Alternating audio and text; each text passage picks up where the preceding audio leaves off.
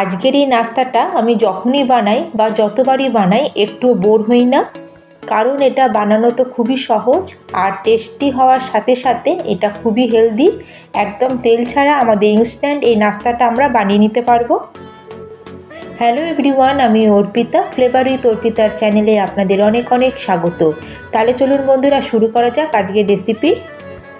আর আজকের এই নাস্তাটা বানানোর জন্য এখানে আমি নিয়েছি মেজারিং কাপ মেপে 1 কাপ থেকে একটু কম চিড়ে, মোটামুটি 3/4 কাপ মতো হবে। চিড়েটা নেওয়ার পরে এখন আমরা চিড়েটাকে জল দিয়ে 2-3 বার ভালো করে ওয়াশ করে নেব। আর এখানে দেখুন বন্ধুরা, আমি চিড়েটাকে ভালো করে জল দিয়ে 2-3 বার পরিষ্কার করে নিয়ে চলে এসেছি। আর চিড়ের মধ্যে যে জলটা ছিল ভালো করে আমি ড্রেন আউট করে দিয়েছি। আর এখন আমরা এই স্টেজে এর মধ্যে অ্যাড করে দেবো 1 কাপ সুজি।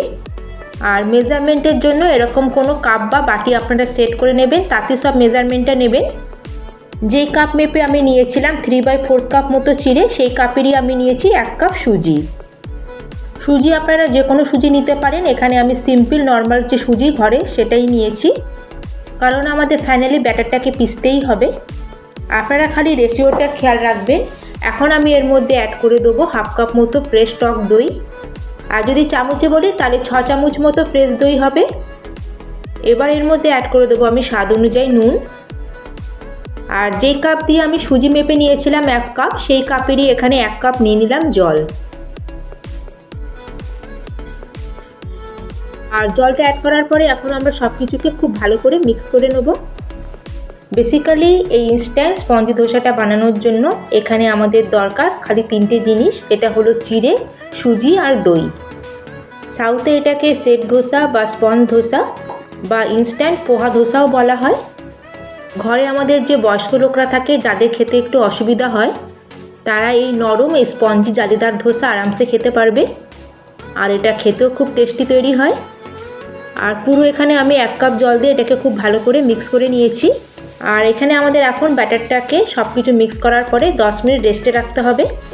আর যতক্ষণ এদিকে আমাদের ব্যাটারটা রেস্ট করছে ততক্ষণ আমরা ফটাফট বানিয়ে নেব আমাদের ইনস্ট্যান্ট পোহা আপ্পামের জন্য জবরদস্ত একদম হোটেল স্টাইল একটা চাটনি। আর হোটেল স্টাইল এরকম ইনস্ট্যান্ট চাটনি বানানোর জন্য সবার প্রথমে এখানে নিয়ে নেবো একটা গ্রাইন্ডিং জার। আর জারের মধ্যে আমরা অ্যাড করে দেবো বড় চামচে 2 চামচ মতো রোস্টেড বাদাম, দিয়ে দেবো 2 চামচ মতো। আর এখন আমি এর মধ্যে অ্যাড করে দেবো ভাজা ছোলা, আর এটাও এখানে আমরা দিয়ে দেবো বড় চামচে 2 চামচ মতো। আর এখন এর মধ্যে অ্যাড করে দেবো একটা মিহি করে কুচানো টমেটো।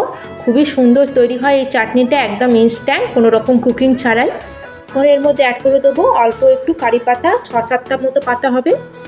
আর তার সাথে অ্যাড করে দেবো 5-6 খানা মতো রসুন কোয়া। আর চাটনিটাকে আরও মজাদার আর চটপটা বানানোর জন্য এর মধ্যে অ্যাড করে দেবো 4টে শুকনো লঙ্কা। দিয়ে দেবো এখন স্বাদ অনুযায়ী নুন, 1/2 চামচ মতো দিয়ে দেবো জিরে। আর তার সাথে আজকের এই চাটনিটাকে খুবই চটপটা মজাদার বানানোর জন্য এর মধ্যে আমি অ্যাড করে দিচ্ছি বড় চামচের 1 চামচ মতো তেঁতুলের জল। আর এখানে আপনারা তেঁতুলের পরিবর্তে এখানে লেবুর রসও ব্যবহার করতে পারেন। আর এখন এর মধ্যে আমি অ্যাড করে দিলাম 4 চামচ মতো জল। আর এখন এটাকে একদম মিহি করে একটা গাঢ় চাটনি আমরা পিষে নেব। আর এই দেখুন বন্ধুরা, আমাদের অ্যামেজিং একদম ঝটপট ইনস্ট্যান্ট হোটেলের মতো একদম চাটনি আমাদের রেডি হয়ে গেছে। আর চাটনিতে আমাদের তড়কা বানানোর জন্য তড়কা প্যানের মধ্যে দিয়ে দেবো বড় চামচের 1 চামচ মতো তেল। আর তেলটা ভালো মতো গরম হলেই সবার প্রথমে এর মধ্যে দিয়ে দেবো আমি 1/2 চামচ মতো কালো সর্ষে। আর সর্ষেটা ভালো মতো ফুটে গেলেই এর মধ্যে আমি অ্যাড করে দেবো কিছুটা কারি পাতা। আর দিয়ে দেবো 2 খানা শুকনো লঙ্কা। আর এটা দেওয়ার পরে গ্যাসের ফ্লেমটাকে আমরা এখন অফ করে দেবো আর একটু ঘুরিয়ে নেব। আর এই দেখুন বন্ধুরা, তড়কা আমাদের তৈরি হয়ে গেছে। আর এখন আমরা চাটনির উপর দিয়ে এটাকে এইভাবে ঢেলে দেবো। আর এই দেখুন বন্ধুরা, আমাদের ইনস্ট্যান্ট একদম হোটেলের মতো টেস্টি একটা স্পেশাল চাটনি আমাদের রেডি হয়ে গেল। আর এই ধোসার সাথে এই চাটনিটা খেতে দারুণ লাগে, আপনারা অবশ্যই একবার বানিয়ে দেখবেন এটা। আর চাটনিটাকে সাইডে রেখে দেবো। আর ওইদিকে আমাদের প্রায় 10 মিনিট মতো হয়েও গেছে। আর এখানে দেখুন আমাদের ব্যাটারটা খুব ভালো মতো ফুলেও গেছে।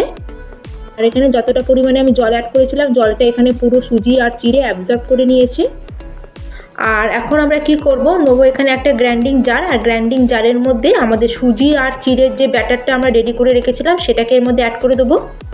আর এখানে আমার গ্রাইন্ডিং জারটা ছোট আছে, তাই আমি দুবার এটাকে পিষে নেবো। এটা খুবই সিম্পল আর সোজা রেসিপি একদম। আর যেটুকুনি আমার ব্যাটার রয়ে গেছে সেটা আমি পরে পিষে নেবো। আর আমাদের এই ব্যাটারটাকে একদম ফাইন আর খুব স্মুথ করে পিষে নিতে হবে। আর এটাকে পেষার সময় যদি মনে হয় যে জলের দরকার আছে, তাহলে আপনারা অল্প জল অ্যাড করবেন। কিন্তু আমাদের এখানে এমন ব্যাটার রেডি করতে হবে, না বেশি পাতলা না বেশি ঘন। আর সেকেন্ডবারও আমি একই রকমভাবে পিষে এটাকে আমি বাটির মধ্যে ঢেলে নিচ্ছি। আর এটাকে পেষার সময় আমি যেই কাপে সুজি নিয়েছিলাম সেই কাপের আমার হাফ কাপ মতো আমি জল অ্যাড করেছি। আর এখন আমরা গ্রাইন্ডিং জারের যেটুকুনি আমার ব্যাটার লেগেছিলো সেটাকে ধুয়ে সামান্য জল দিয়ে এটাকেও অ্যাড করে দিলাম। আর এখানে দেখুন বন্ধুরা, আমাদের স্পঞ্জ ধোসা বা সেট ধোসার একদম ব্যাটার এখানে রেডি হয়ে গেছে। আর এখানে ব্যাটারের কনসিস্টেন্সিটা আপনারা দেখতেই পাচ্ছেন, না বেশি মোটা না বেশি পাতলা। কত সুন্দর আমাদের এখানে স্মুথ ব্যাটার, কত তাড়াতাড়ি রেডি হয়ে গেছে। আর যখন উপর থেকে ফেলছি তখন এখানে কোনো রিবন হচ্ছে না। ঠিক আমাদের এরকমই কনসিস্টেন্সি এখানে রাখতে হবে। আর আমাদের এখানে পোহা আপ্পামকে আরও সফট আর জালিদার বানানোর জন্য এর মধ্যে অ্যাড করে দেবো হাফ চামচ মতো ইনো ফ্রুট সল্ট।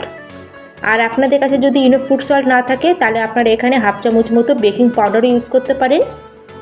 আর আমাদের ইনো সল্টটাকে অ্যাক্টিভেট করার জন্য এর উপর দিয়ে অ্যাড করে দিলাম আমি 1 চামচ মতো জল। আর দেখুন এর মধ্যে বাবলস এসে গেছে। আর ইনো ফ্রুট সল্টটা অ্যাড করার পরে আমাদের একই ডাইরেকশানে এটাকে খুব ভালো করে মিক্স করে নিতে হবে। আর এই ফ্রুট সল্টটা অ্যাড করাতে আমাদের ধোসাটা এখানে খুবই স্পঞ্জি আর তার সাথে খুবই সফট তৈরি হবে। আর ফ্রুট সল্টটা অ্যাড করার পরে এখানে দেখবেন ব্যাটারটা একদম হালকা, একদম ফ্লাফি আর একদম ফুলা ফুলা তৈরি হয়ে যাবে। তাহলে ব্যাটার এখানে আমাদের রেডি। তাহলে চলুন বানানো শুরু করা যাক একদম ইনস্ট্যান্ট স্পঞ্জ ধোসা। আর আমি গ্যাসে প্রথমে একটা তাওয়া গরম হতে বসিয়ে দিয়েছিলাম। আর তাওয়াটাকে আপনারা মিডিয়াম ফ্লেমে ভালো করে গরম করে নেবেন, এটা একটা জরুরি পয়েন্ট। ঠান্ডা তাওয়াতে আপনারা ব্যাটারটা দেবেন না, তাওয়াটা একটু গরম থাকার দরকার। আর গরম তাওয়ার মধ্যে আমি অ্যাড করে দেবো 1 হাতা ভরে ব্যাটার। আর দেখুন বন্ধুরা, আপনি এটা আমাদের স্প্রেড হয়ে যাবে। আপ্পামটা সাধারণত ছোটো সাইজেরই তৈরি করা হয়। আর ব্যাটারটা দেওয়ার পরে এখন গ্যাসের ফ্লেমটা আমরা লোতে করে দেবো। আর ভালো করে এটাকে আমরা নিচ থেকে একটু সেঁকতে দেবো। আর ধীরে ধীরে দেখবেন এটা দেওয়ার পরে এর মধ্যে জালি ফর্ম হতে শুরু হয়ে যাবে। আর বন্ধুরা, আপনারা দেখতেই পাচ্ছেন ধীরে ধীরে এর মধ্যে জালি ফর্ম হতে শুরু হয়ে গেছে। আর এটাকে কোনো কভার করার কোনো কিছু দরকার নেই। আর ধীরে ধীরে আপনারা যখন দেখবেন এর উপরের সারফেসটা হালকা ড্রাই হতে শুরু হয়ে যাবে। আর এটা আপনাদের উল্টে শাকারও দরকার নেই। কত ইজি বলুন তো ধোসাটা বানানো। সাধারণত ধোসা বানানোর সময় আমাদের ওটা স্প্রেড করতে অসুবিধা হয়, তাওয়া থেকে ধোসা ওঠে না। আর এখানে এসব কোনো ঝঞ্ঝট নেই। আর এখানে দেখুন বন্ধুরা কত সুন্দর এর মধ্যে জালি এসছে। আর এই দেখুন বন্ধুরা, আমি এটা আপনাদের একটু জুম করে দেখাচ্ছি। আর এখানে দেখুন বন্ধুরা, আমি নিচ থেকে আপনাদের দেখাচ্ছি, দেখুন কত সুন্দর এর কালারটাও এসছে। আর এটাকে আমরা প্লেটের মধ্যে বার করে নেব। আর দ্বিতীয়টাও আমি আপনাদের বানিয়ে দেখাচ্ছি, দেখুন। আর এটাকে একদমই আমাদের স্প্রেড করতে হয় না, আপনি এটা ছড়িয়ে যায়। আর এটা তাওয়ার মধ্যে দেওয়ার কিছুক্ষণের মধ্যেই দেখবেন ধীরে ধীরে এটা জালি করতে শুরু হয়ে যাবে। আর সব থেকে বড় কথা হলো যে কোনো রকম ঘি আর তেল ছাড়াই আমাদের এই স্পঞ্জ ধোসাগুলো তৈরি হয়েছে। আর এই দেখুন বন্ধুরা, আমার দ্বিতীয়টা রেডি হয়ে গেল। আর দেখি আপনারা বুঝতে পারছেন যে আমাদের এগুলো কতটা জালিদার আর কতটা স্পঞ্জি তৈরি হয়েছে। এটাকেও আমরা বাইরে বার করে নেব। আর এই দেখুন বন্ধুরা, আমাদের তৈরি হয়ে গেল সুপার সফট জালিদার পোহা আপ্পাম বা স্পঞ্জ ধোসা। আর এই রেসিপিটা আপনারা অবশ্যই বানাবেন। আর এটা বানানো খুবই ইজি, যে কেউ এটা তৈরি করতে পারে, তাও আবার ঘরে থাকা সিম্পল ইনগ্রিডিয়েন্টস দিয়ে এটা তৈরি। তাহলে আর দেরি না করে যখনই আপনাদের হালকা ফুলকা খিদে পেয়ে যাবে, কোনো রকম তেল ছাড়া কিছু হেলদি আর তার সাথে যদি টেস্টি খেতে চান, তাহলে আপনার এই স্পঞ্জ ধোসাটা অনায়াসে বানিয়ে নিতে পারেন। আর 100% গ্যারান্টি দিয়ে বলতে পারি প্রথমবারই আপনাদের একদম পারফেক্ট জালিদার ধোসা তৈরি হবে। আর এটা ঠান্ডা হয়ে গেছে, আমি আপনাদের পেছন থেকে দেখালাম, দেখুন কত স্পঞ্জি, সুপার সফট, একদম তুলোর মতো নরম। যাদের দাঁতের প্রবলেম থাকে তারাও এটা ইজিলি খেতে পারবে। আর আজকের এই স্পঞ্জ ধোসাটা আমি সার্ভ করেছি হোটেলের মতো চাটনি দিয়ে। তাহলে প্লিজ বন্ধুরা, আজকে যদি রেসিপি আপনাদের একটু ভালো লাগে অবশ্যই কিন্তু আমাকে কমেন্ট করে জানাবেন। আর ভালো লাগলে অবশ্যই লাইক করবেন আর চ্যানেলটিকে সাবস্ক্রাইব করে দেবেন। তাহলে আজকের মতো আমি এখানেই শেষ করলাম। আবার চলে আসবো অন্য একটি নতুন রেসিপি নিয়ে। ধন্যবাদ।